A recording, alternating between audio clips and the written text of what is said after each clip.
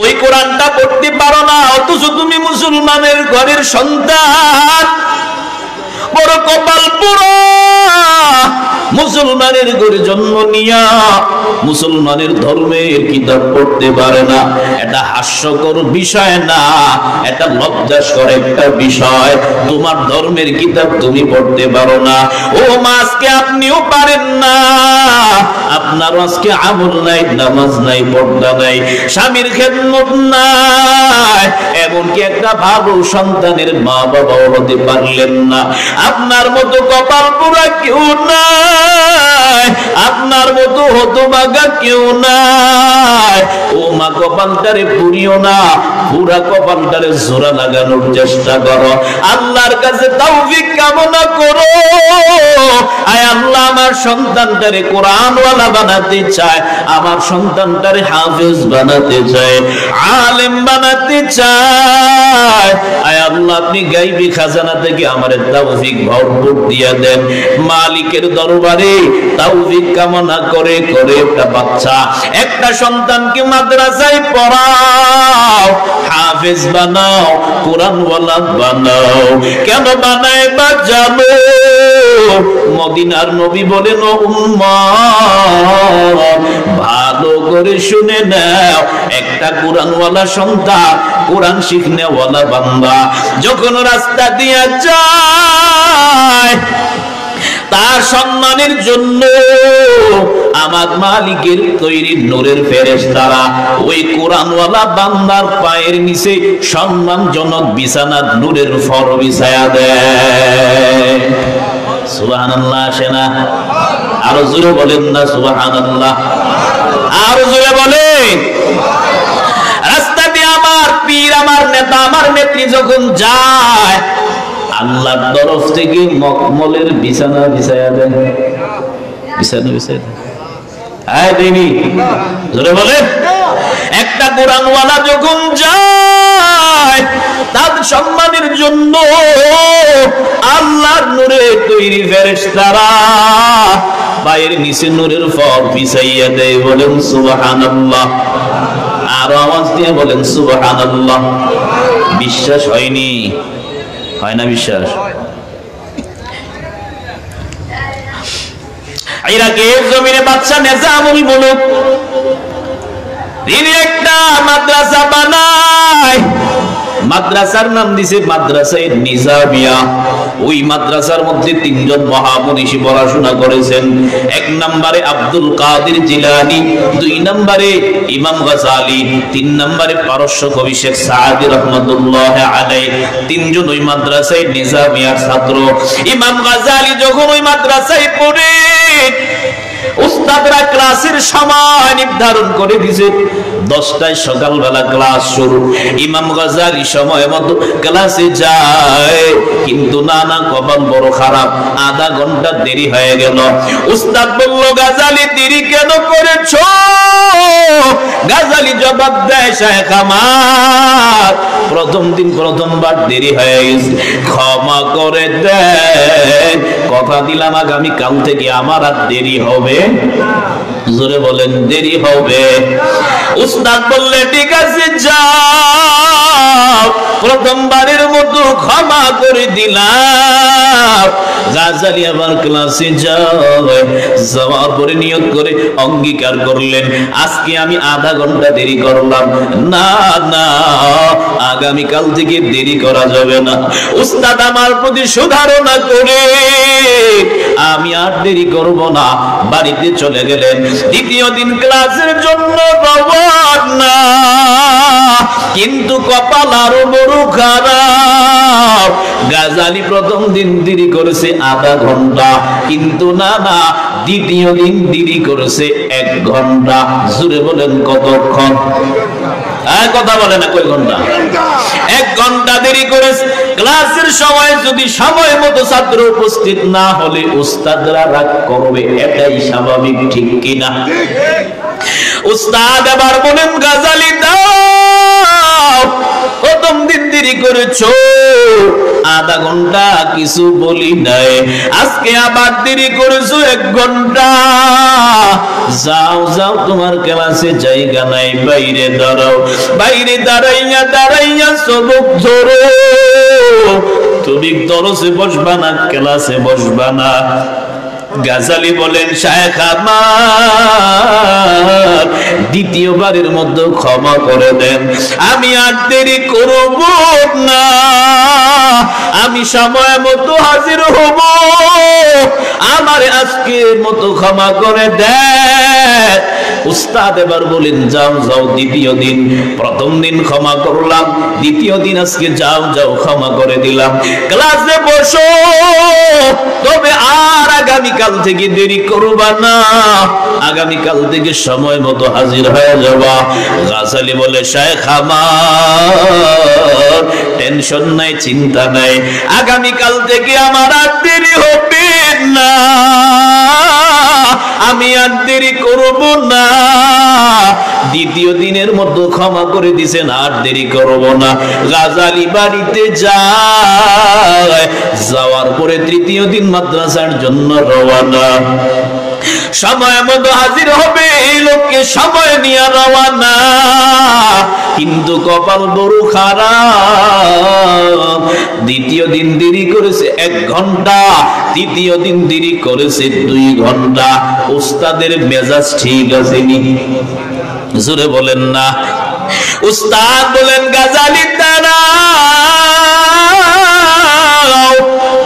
প্রথম দিন দেরি করেছো আধা ঘন্টা, ক্ষমা করে দিলাম। দ্বিতীয় দিন দেরি করেছো 1 ঘন্টা, তাও মাফ করে দিলাম। তৃতীয় দিন কই আগে আসবা না, না দেরি করেছো 2 ঘন্টা। ও গাজালি বাইরে দাঁড়াও, আজকে তুমি আর ক্লাসে ঢুকতে পারবে না, বাইরে দাঁড়াইয়া সবক পড়ো। গাজালি চোখের পানি ফালায়, বাইরে দাঁড়াইয়া পুরো ক্লাস কমপ্লিট করলেন। দরস শেষ হওয়ার পরে উস্তাদ খাস কামরায় চলে গেলেন। হুজরা ইমাম গাজালি টুকা দেয়, শায়েখ আমার যদি অনুমতি দেন আপনার কামরায় আমি প্রবেশ করতে চাই। উস্তাদ বলেন, গাজালি আসো, আমার কামরায় ঢুকো। এবার গাজালি ঢুকে চোখের পানি ছেড়ে ছেড়ে ফুফাইয়া কাঁদে। উস্তাদ বলেন, গাজালি কেন কাঁদো? তুমি তো কাদার লোক না, তুমি দেখলাম প্রতিদিন ক্লাস দেরি করে আসো, তুমি তো দেরি করো না, তুমি তো দেরি করার ছাত্র না।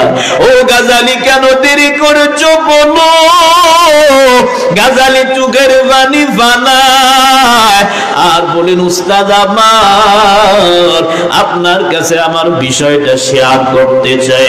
ও শায়েখ আমার, আমি প্রতিদিন সময় মতো ক্লাসের জন্য বাড়ি থেকে রওনা হয়, মাদ্রাসার দিকে যখন রওনা হয়, আমি ঘর থেকে বের হইয়া যখন ওই জমিনে আমি পাটা রাখবো, আমি তাকাইয়া দেখি আমার পায়ের নিচে কে যেন কি বিছাইয়া দেয়।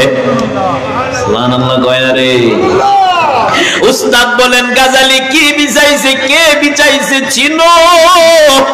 কয় না না, মানুষ নাকি অন্য কিছু তাও আমি বুঝি নাই, কি ছিল আমি তাও ধরতে পারি নাই, তবে এতটুকু জানলাম, এতটুকু আমি গালেবান বলতে পারি, আমার পায়ের নিচে কে যেন কি বিছায়া দেয়। উস্তাদ এবার বসা থেকে দাঁড়ায়, এবার ডাক দেয়, গাজালি এতদিন পর্যন্ত দরস দিলাম, আজ পর্যন্ত কারো জবানে এমন কথা শুনি নাই। ও গাজালি, তুমি যা দেখেছো সত্যি দেখেছ, এটা আর কিছু না, আমার মালিকের নূরের তৈরি ফেরেশতারা তোমার পায়ের নিচে নূরের ফল বিছায়া দিছে। ইলমেরা এজাজ করদন বেহিসাব খালকেরা দাদন জবাবে বা সওয়াব হক না দারাত দুস্তে খালকা জারেরা ইস্তে ই খাসলত একে দিনদারেরা। মাদ্রাসার তালিবুল ইলম ছাত্রদের দাম আছে না নাই? আরো জোরে বলেন না। তাদের কেমন দাম জানো? যারা কোরআন অধ্যয়ন করার জন্য শিখার জন্য বের হয়, মদিনার নবী বলেন প্রতিমধ্যে যদি কোনো বান্দা ইন্তেকাল করে আল্লাহ তার এই শাহাদাতের মর্যাদা দিয়ে দিবে। কেউ নিয়ত করেছে শিখার জন্য শিখতে পারে না, যারা পড়তে পারে কিয়ামতের ময়দানে আল্লাহ তাদের সাথে হাসর নাসর করায় দিবেন। এই জন্য বাবা আগে কোরআনওয়ালা হও, আগে নিজে কোরআনটাকে পড়ো। মদিনার নবী বলেন কেউ পড়লো প্রতিটা হরফে একটা করে নেকি, যা 10টা নেকির সমান। তুমি বলতে পারো হুজুর আমি পড়তে পারি না, আমি তো পড়াশোনা জানি না। নবী তাও বলে দিয়েছেন ও উম্মত পড়তে পারো না অসুবিধা নাই, যে পড়তে পারে তার কাছে বসে বসে শ্রবণ করো। পড়নেওয়ালা যে সওয়াব, শ্রবণ করনেওয়ালাকে আমার আল্লাহ একই পরিমাণ সওয়াব দিয়ে দিবে। পারো না শিখার চেষ্টা করো, দৈনিক আধা ঘন্টা 1 ঘন্টা সময় দিয়ে পড়ো। মুসলমানের ঘরের সন্তান তুমি কোরআন পড়তে পারো না, তুমি আজকে ইংলিশ অনর্গল বলতে পারো, এটা গর্বের বিষয় না। বাংলা পড়তে পারো, এটা গর্বের বিষয় না। কোরআন যদি না পারো রে বাবা, তোমার মতো হতভাগা কেউ নাই। আমাদের ধর্মের কিতাব, সেই কিতাবটা আস্তে আস্তে করে মুসলমানের ঘর থেকে ঐতিহ্য দূর হয়ে যাইতেছে। আগে মা বোনেরা, আগে ছোট ছোট বাচ্চারা কোরআনটা ফজরের পরে বুকে নিয়ে মক্তবে যাইতো। এখন আদর্শ, এখন কি বললাম, এত পরিমাণে আমরা ডিজিটাল হয়ে গেছি, আধুনিকতার ছোঁয়া এত পরিমাণে লাগছে। মুসলমানের ঘরের সন্তান ফজরের সময় ঘুম থেকে উঠে, তবে মাদ্রাসায় মক্তবে কোরআন পড়ার জন্য না, মুসলমানের সন্তানটা ভোর রাতে ঘুম থেকে উঠে কেজিতে যাওয়ার জন্য। ঠিক নেই? হ্যাঁ হুজুর বইলা ফেলছেন কেজির বিরুদ্ধে। না রে বাবা না, তুমি স্কুলে পড়ো, কলেজে পড়ো, ভার্সিটিতে পড়ো, ইসলাম মানা করে না। ব্যবসা করো, চাকরি করো, ইসলাম তোমারে নিষেধ করে না। ওখানে থেকেও তো আমার নবীর আদর্শের মালাটা গলায় লাগানো যায়, ঠিক কিনা? আরো জোরে বলেন ঠিক কিনা? तुम स्कूल में कॉलेज में पढ़ो कुछ नहीं नुकसान, तुम स्कूल में कॉलेज में पढ़ो कुछ नहीं नुकसान, इस्लाम की तमाम हुदूद जब करो फरमान, इस्लाम की तमाम हुदूद जब करो फरमान, स्कूल में पढ़ कर जब कुरान भूल गया, कॉलेज में पढ़ कर जब कुरान छोड़ दिया, अफसोस आज़ाब ठिकाना है हाविया, अफसोस आज़ाब ठिकाना है हाविया। এর যুবক এলাকার মুসলমান, তুমি স্কুলে পড়ো, কলেজে পড়ো, ব্যবসা করো, চাকরি করো, সেখানেই থাকো না কেন, আমার আপত্তি নাই। তবে নবীর সুন্নতের মালাটা গলায় লাগাও।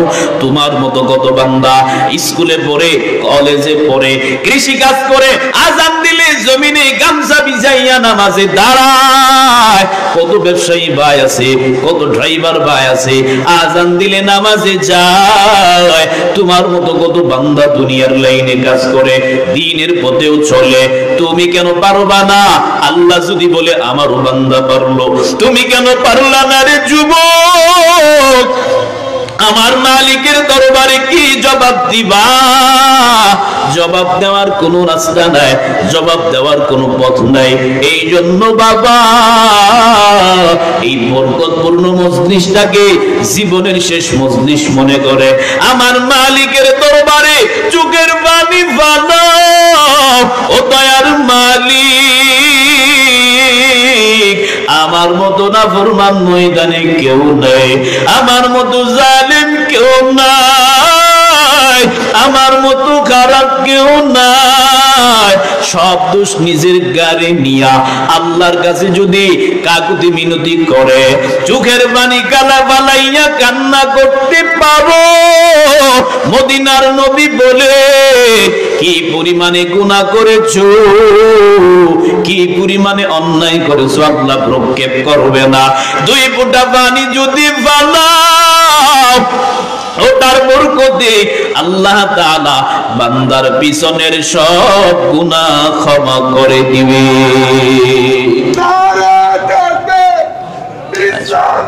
या इलाही मुझसे मुझको दूर कर, ताकि देखो मुझ में तुझको एक नजर। या इलाही तू मेरा माबूद है, या इलाही तू मेरा माशूक है।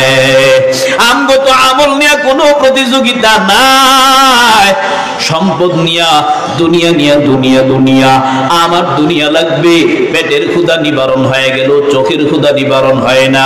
আল্লাহ যে কেন দুনিয়ায় পাঠাইছে ওই মাকসাদ আল্লাহ থাকলেও আমরা সব ভুলে গেছি।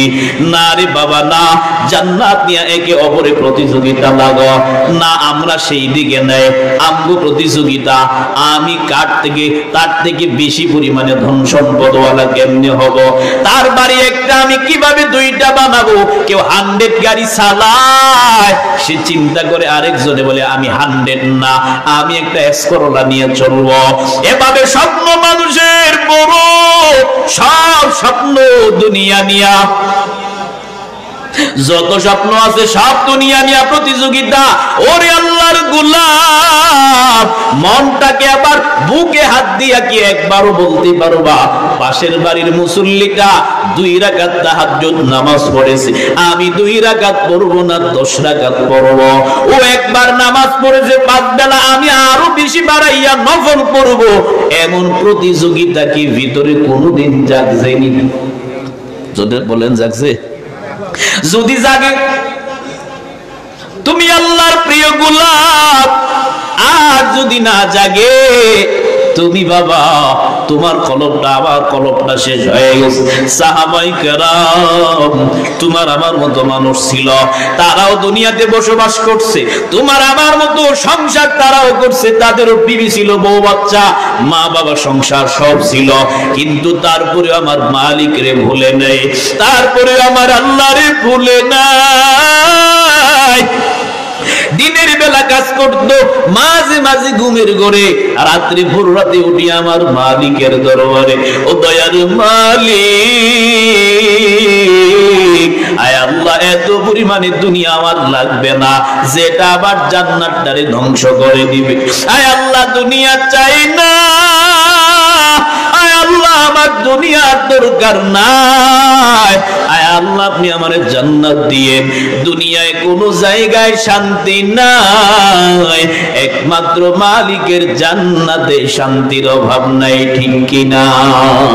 এই জন্য আগে আমলের প্রতিযোগিতা লেগে জান্নাত হাসিল করো। জান্নাত যদি হাসিল করতে পারো, মা তাশতাহি আনফুসুকুম, এমন কোন জিনিস নাই, এমন কোন বস্তু নাই যেটা জান্নাতে নাই, ঠিক কিনা? সন্দেহ আছে নাকি? জান্নাতে সবকিছু আছে না? জোরে বলেন না, আছে না নাই? মা তাশতাহি আনফুসুকুম, যা চাইবা চাইতে দেরি, সামনে হাজির হতে দেরি হবে না। সুবহানাল্লাহ। আতাউল্লাহ বুখারী রাহমাতুল্লাহ আলাইহি একটা ভরপুর মজলিসে বলে জান্নাত বড় শান্তির ঘর, এমন কোন জিনিস নাই যেটা জান্নাতে পাওয়া যায় না। এক বক্তা দাঁড়ায় গেছে, ও শেখ মেরে এক সওয়াল থা। কিছু পণ্ডিত আছে না সমাজে, হ্যাঁ জোরে বলেন পণ্ডিত কিছু আছে না? ও শায়েখ, জান্নাত বড় শান্তির ঘর, জান্নাতে সব পাবো, জান্নাত মে সিগারেট মিলেগা। জান্নাতে সিগারেট পাওয়া যাবে নি? না না, আরে বাবা আপনি চুপ করেন না।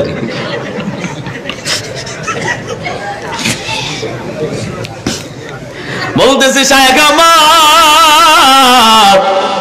জান্নাতে সব পাবো ঠিক আছে, সিগারেট পাবো নি? আমগো বাম গঙ্গালীদের একটু আছে না এরকম অভ্যাস? হ্যাঁ, জান্নাতি সিগারেট যদিও পাও, আগুনের জন্য জাহান্নামে যাওয়া লাগবে।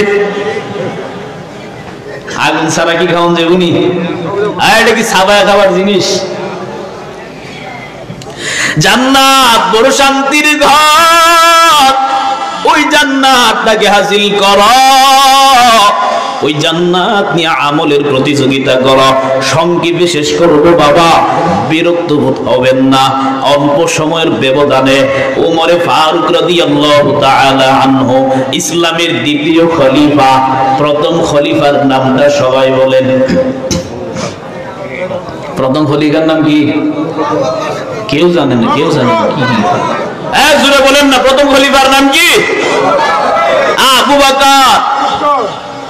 ওমর ফারুক একদিন বলেন, আবু বকর সব জায়গায় আমলের দিক দিয়ে আমার থেকে আগে গেছে, আমি এমন একটা প্রতিযোগিতা করব, এমন একটা আমল করব যেটা আবু বকর করতে পারে নাই, আমি আমলের লাইনে আগে যাব। এই লোককে ওমর ফারুক একদিন ফজর পরে সকাল বেলা পাহাড়ের চিকন একটা রাস্তা দিয়ে গিরিপথ দিয়া রওয়ানা, বহুদূর যায়, যাওয়ার পরে দেখি অল্প কিছু বাড়ি ঘর দেখা যায়।